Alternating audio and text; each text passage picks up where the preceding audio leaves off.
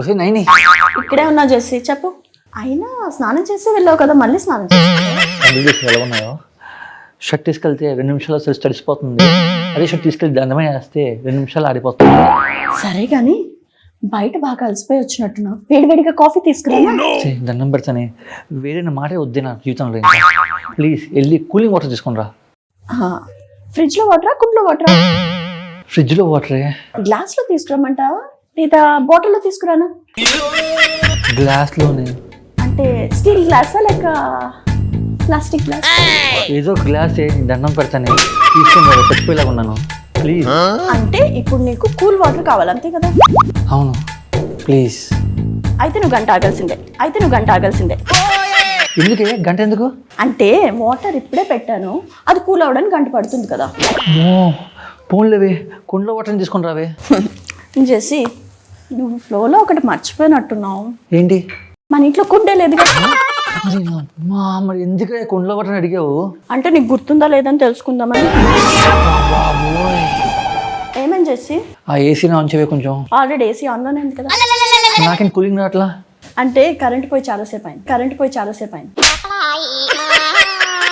సరే కానీ మ్యాంగో తింటావా? వద్దులే, వేడిగా ఉంది కదా. నేను దండం పెడతానే, పోనీ కూల్ డ్రింక్ ఏదైనా ఆర్డర్ పెట్టవే. అంటే నా దాంట్లో యాప్స్ లేవుగా. నా ఫోన్లో ఉంది, ఇస్తానే. వైఫై పని చేయట్లేదు కదా. ఇంకేమైనా కావాలా జెస్సీ? నేను పోయేలా ఉన్నాను, పోయాక నా శవాన్ని తీసుకెళ్ళి. ఎలా పోవాలనుకుంటున్నావు? ఇలా. జెస్సీ, ఏ జెస్సీ ఉన్నావా? బతికే ఉన్నా. జస్ట్ చెక్ చేసా, ఉన్నావా పోయావా అని. సరే, మన కోసం ఎవరో ఒకరు ఇప్పుడు వస్తారు కదా, అనుకుంటే ఎలా మరి? ఎవరైనా వచ్చారా? వచ్చేటప్పుడు చెప్తాండే. ఫ్రిడ్జ్ లో రెడ్ బుల్ పెట్టాను తాత. బట్ రెడ్ బుల్ నాకు కదా. నువ్వు తావగానే నీళ్ళు తెచ్చుకుంటాను. జెస్సీ, నాకు కూడా ఒకటి తీసుకురా.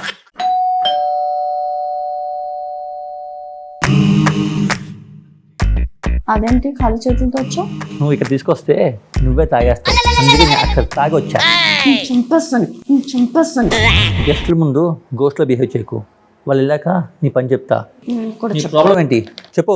2 days का మోషన్ ప్రాబ్లం అండి. మ్యాంగో తింటావు మరి? వద్దండి.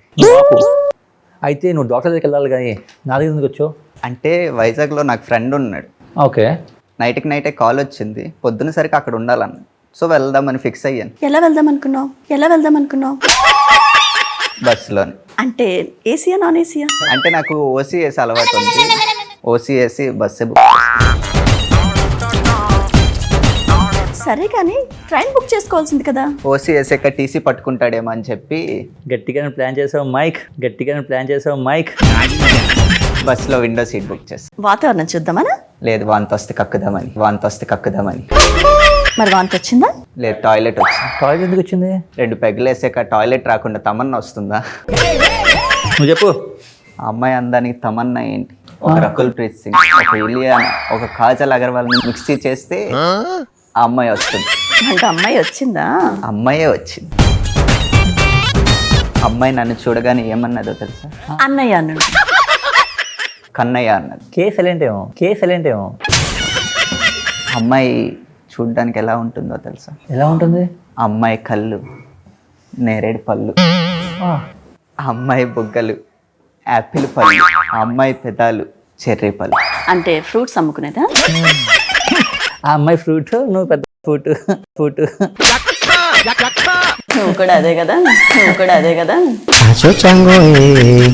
నువ్వు చెప్పు. అమ్మాయి పేరు అడిగాను, కవిత అని చెప్పింది. అది చూడగానే నా మనసు నుండి ఒక కవిత పొంగుకొచ్చింది. ఆ కవిత ఏదో మాకు చెప్తే మేము వింటాం. కవిత నీ కోసం తీసుకొస్తా పీత, మన పెళ్లిలో మోగిస్తా మోత, నువ్వు కాదంటే నేను చచ్చిపోతా. ఇది వింటుంటే మాకు వస్తుంది రోత. ఈ కవిత మొత్తం విన్నాక కూడా అమ్మాయి నీ పక్కనే ఉందా? నా పక్కనే ఉంది. నీ పక్కకు రమ్మంటావా? ఇంతకీ ఆ అమ్మాయి ఎలా ఉంటుంది? ఒక పక్క కాజల్ అగర్వాల్, ఇంకో పక్క నయనతార, మధ్యలో ముస్లమ్మల. అచ్చం ఇలానే ఉంటుంది. అంటే అంటే అందంగా ఉంటుందా? కాదు, మందంగా ఉంటుంది, మందంగా ఉంటుంది. అమ్మాయి నన్ను చూడగానే ఏమన్నదో తెలుసా? ఏమంది? మీరు చాలా అందంగా ఉన్నారు. ఆ అమ్మాయికి కళ్ళు కనబడవేమో, ఆ అమ్మాయికి కళ్ళు కనబడవేమో. కళ్ళు కాదు, ఆ అమ్మాయి నాకు పడిపోయిందని మీకు కుళ్ళు. ఆపుతావా నీ సొల్లు, ఆపుతావా నీ సొల్లు. సొల్లు కాదు, ఆ అమ్మాయికి నన్ను చూడగానే పుట్టింది దిల్లు. అమ్మాయి నన్ను అడిగింది ఎక్కడికి వెళ్తున్నారు అని. నేను వైజాగ్ అని చెప్పా. వెంటనే నాకు బిస్కెట్ వేసింది. కాదు, నాకే. తను కూడా చెప్పింది నీకే. ఆ అమ్మాయి నాకు పడిపోయింది తెలుసా? ఎలా? నేను అదే అడిగా. వెంటనే నీ కళ్ళల్లో ఏదో మత్తుంది, అది చూడగానే పడిపోయిందట. చక్రాలు కనిపించాయి. కాదా, ఇంత 2 పెగ్లేసని చెప్పారు కదా, ఆ మత్తులో పడిపోయి ఉంటుంది, ఆ మత్తులో పడిపోయి ఉంటుంది. అయినా మా ఇద్దరిది ఆదర్శ జంట తెలుసా? చిత్తి మీద మంటేం కాదు, చిత్తి మీద మంటేం కాదు. నేను కూడా అదే అనుకున్నా. మా ఇద్దరు ప్రేమ జంట చితిమంత వరకు ఇలానే ఉండాలని. ఆ అమ్మాయితో అలా మాట్లాడుతూ ఎక్కడికో వెళ్ళిపోయా. కాటికి అనుకుంటా, కాటికి అనుకుంటా. కాదు, అందమైన చోటు వైజాగ్ వచ్చింది. వైజాగ్ రాలేదు భయ్యా, నువ్వే వైజాగ్ వెళ్ళావు, నువ్వే వైజాగ్ వెళ్ళావు. మేమిద్దరము ఒకరి చెయ్యి ఒకరం పట్టుకొని అలా బస్సు దిగాం. అందమైన చోటుగా హోటల్లో కూటికి బాగా ఆకలి వేసింది. ఏం ఆకలేసిందో, ఏం ఆకలేసిందో. నీకు ఎన్నిసార్లు వేసిందంటే ఈ ఆకలి? అది మీరు అనుకునే ఆకలి కాదు భయ్య, ఆ, కడుపు నింపుకునే ఆకలి. ఓహో. అప్పుడు ఆ అమ్మాయి అన్నది, మనం బస్సులో కలిసి లవ్ చేసుకున్నాం కాబట్టి మంది కరెంట్ అఫైర్ అని. ఇంతకీ కరెంట్ అఫైర్ అంటే ఏంటి భయ్య? అంటే కరెంట్ లేనప్పుడు పెట్టుకునే అఫైర్సే కరెంట్ అఫైర్స్ అన్నమాట. నువ్వు ఎన్నిసార్లు పెట్టుకున్నావంట? అంటే నువ్వు లేనప్పుడు ఒకటి ఈ కౌంట్ అంతా మనం తర్వాత చూసుకుందాం, ఓకేనా? అబ్బాయి వెళ్ళాక కూర్చొని చూద్దాం. ఇంతకీ అమ్మాయికి నువ్వంటే ఎంత ఇష్టం? కోతికి కొబ్బరి చిప్ అంటే ఎంత ఇష్టమో, పిల్లికి ఎలకంటే ఎంత ఇష్టమో, పందికి బురదంటే అంత ఇష్టమో, ఆ పిల్లకి నేనంటే అంత ఇష్టం. అమ్మాయి అబ్బాయిని పోల్చడం చాలా చూశాను, కానీ ఈ పోలిక ఏంటో ఇంత దారుణంగా ఉంది. ఫస్ట్ టైం వింటున్నా. ఆ అమ్మాయి వెంటనే నన్ను ఇంటికి రమ్మని చెప్పింది. దేనికి? ఇల్లు క్లీన్ చేయడానికా? నువ్వు ఎన్నిసార్లు క్లీన్ చేసావు? అంటే నేను క్లీన్ చేయడానికి వెళ్ళా. అబ్బాయి వెళ్ళాక నేను ఇల్లు క్లీన్ చేస్తాను, సరేనా? సరే. ఇల్లు క్లీన్ చేస్తా.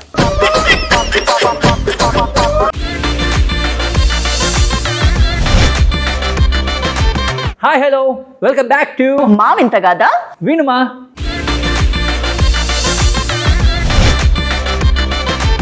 ఆ అమ్మాయి వెంటనే నన్ను ఇంటికి రమ్మని చెప్పింది.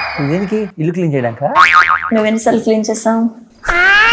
అంటే నేను క్లీన్ చేయడానికి వెళ్ళా. అబ్బాయి వెళ్ళాక నేను ఇల్లు క్లీన్ చేస్తాను, సరేనా? సరే. ఇల్లు క్లీన్ చేస్తా. ఇల్లు క్లీన్ చేయడానికి కాదు భయ్య, మ్యారేజ్ ప్లాన్ చేయడానికి. ఆహా, తొందరపడకు భయ్యా, ఇలా తొందరపడే ఇప్పుడు దీని దగ్గర నాకుతున్నాను. అంటే నీకు నేను అన్ని కష్టాలు పెడుతున్నాను. కాదు, పెళ్ళోడు పాపం అమ్మాయి పిల్ల కనిపిస్తున్నాడు. తను వెళ్ళాక వస్తువులైన కష్టాలు ఎలా ఉంటాయి నీకు నేను చూపిస్తా, సరేనా? భయ్య మీరు గ్రేట్ భయ్య, ఇన్ని కష్టాలు పడుతూ ఎలా భరిస్తున్నారు? వెనక బుద్ధి బొమ్మ చూసావా? చూశాను, ఏముంది? అది దీనికోసం పెట్టించా. ఇప్పుడు ఇది నా మీద ఫ్రస్ట్రేట్ అవుతున్నప్పుడు, నా కోపం వచ్చినా కంట్రోల్ తప్పుతున్నా సరే ఆయన చూస్తూ శాంతంగా ఉండిపోతున్నా. అలా అయితే నేను కూడా ఒక 2 కొనుక్కొని పెట్టుకుంటా. డెఫినెట్లీ పెట్టుకో, నీకు అలవాటు అవుతుంది. బాగా చెప్పావు. మరి అమ్మాయి ఇంటికి వెళ్ళావా? అప్పుడు వెళ్ళలే. ఎందుకు? అమ్మాయి మాటలు విన్నాక నా మనసు ఎక్కడికో వెళ్ళిపోయింది. ఇంతలోనే అమ్మాయి ఆటో ఎక్కి వెళ్ళిపోయింది. దరిద్రం వదిలిపోయింది. ఇవన్నీ కాదు, నువ్వు ఇంటికి వెళ్ళావా లేదా? పిల్ల రాత్రి 9 గంటలకి గేట్ ఉందని గేట్ దూకి మరీ పోయా. ఆహా, మరి అమ్మాయి కనిపించిందా? వాళ్ళ అమ్మ నాన్న కనిపించారు. కనిపించి నీ పళ్ళు రాలుకొట్టాడా? లేదు, కూర్చుని పెళ్లి కోసం మాట్లాడదాం. అప్పుడు నీ ఆనందం మామూలుగా ఉండదు కదా? ఫోన్లో ఉండాల్సిన మియా ఖలీఫా నా బెడ్రూమ్లో ఉంటే ఎలా ఉంటుంది? భలే ఉంటుంది భయ్యా, భలే ఉంటుంది భయ్యా. లేకుంటుందా? ఫ్లోలో అన్నానే బాబు. అవును, వాళ్ళ పేరెంట్స్ నువ్వు ముందే తెలుసా? నేను అదే అడిగా, అంకుల్ నేను మీకు తెలుసా అని. మా అమ్మాయి నీ కోసం మొత్తం చెప్పిందని చెప్పు. అమ్మయ్యా, మొత్తానికి నీ ప్రయాణం ఓసీ నుంచి పెళ్లి దాకా వచ్చిందనమాట. కాదు, పీకల దాకా వచ్చింది. మళ్ళీ ఏం చేసావు భయ్యా? నేనేం చేస్తాను భయ్యా? అసలు ఏమీ చేయలేదు, అందుకనే వెళ్ళిపోయింది. అప్పుడే ఆ గదిలోంచి ఎదురు వచ్చారు. వాళ్ళ చెల్లెళ్ళు అనుకుంటా. లేదు, ఆ తల్లికి 2 పిల్లలు. అంటే ఆ అమ్మాయికి ఆల్రెడీ పెళ్ళైపోయి 2 పిల్లలు అనమాట. మనోడు పరిస్థితి ఏంటో. మరి పోలీస్ కంప్లైంట్ పెట్టచ్చు కదా? వాళ్ళే పెడతామన్నారు. అదేంటి? అంటే నాకున్న తుత్తరపాటుకి గేటు తీసి వెళ్లకుండా గోడ దూకి వెళ్ళి అది ఎంత సీసీ కెమెరాలో రికార్డ్ అయింది. ఓ, దాన్ని బేస్గా చేసుకొని నా మీద కంప్లైంట్ చేస్తానన్న. ఇప్పుడు నన్ను ఏం చేయమంటారు భయ్య? అసలు ఇక్కడి వరకు ఎలా వచ్చావు? ఏ బస్కి అయితే వచ్చానో అదే బస్కి పారిపోయి వచ్చా. పెళ్లి కోసం పారిపోయే వాళ్ళని చూశాను, కానీ పెళ్లి గురించి పారిపోయి వచ్చేవాళ్ళు ఫస్ట్ టైం నేనే చూస్తున్నాను భయ్య. నీ కథంతా విన్నాక ఒకటి అర్థమైంది, నువ్వు ఎప్పుడు గోడ దూకినా సరే అక్కడ సీసీ కెమెరా ఉండకుండా చూసుకో. ఓకే, ఎందుకంటే నేను ఎన్నిసార్లు గోడ దూకాను, ఎంతమంది దగ్గర తప్పించుకొని తిరిగాను తెలుసా. సో నా స్మార్ట్గా ఉండాలి. గోడలు దూకడం బాగా ఎక్స్పీరియన్స్ ఉన్నట్టు. అంటే ఒకప్పుడు ఎన్నో గోడలు దూకా, అందుకే తిరిగా. తను వెళ్ళాక నీకు కూడా నేను గోడ దూకి. ఇదిగో భయ్య, ఇప్పుడు కూడా వాళ్ళే కాల్ చేస్తున్నారు. ఏం చేయమంటారు, మీరే చెప్పండి భయ్య. సింపుల్ గా మా గోడ దూకి వెళ్ళిపోయా. వాడు అలానే అంటాడు, కానీ ఇలా డోర్ నుంచి వెళ్ళండి. జాగ్రత్త భయ్య. థ్యాంక్ యూ భయ్య.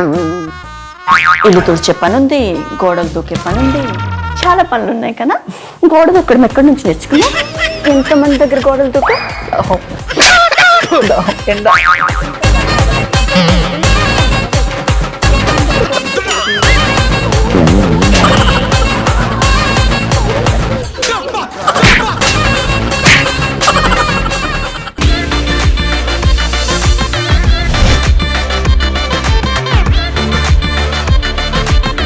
సరే, మీకు అదేంటో చెప్పండి. నా దగ్గర ఒక కథ ఉంది.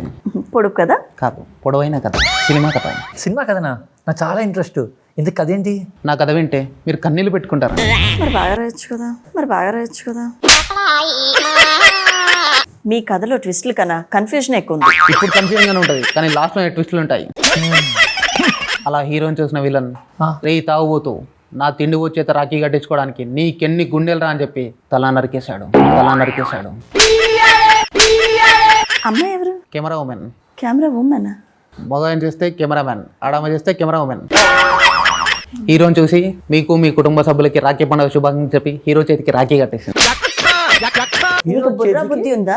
హీరో చేతికి హీరోయిన్ రాఖీ ఎందుకు కడుతుంది? మన సినిమాలో కడుతుందండి, చెప్పాను కదండి ట్విస్ట్ ఉంటాయని. అప్పుడు ఆ అమ్మాయి కళ్ళు తిరిగి పడిపోయింది. హీరోయిన్ టిఫిన్ చేయలేదా? హీరో బ్రష్ చేయలేదు, ఆ వాసనకి కళ్ళు తిరిగి పడిపోయింది. మీ మూవీలో హీరో కూడా మా జెస్సీ గడ్ లాగా పొద్దున్నే బ్రష్ చేయడు అనమాట.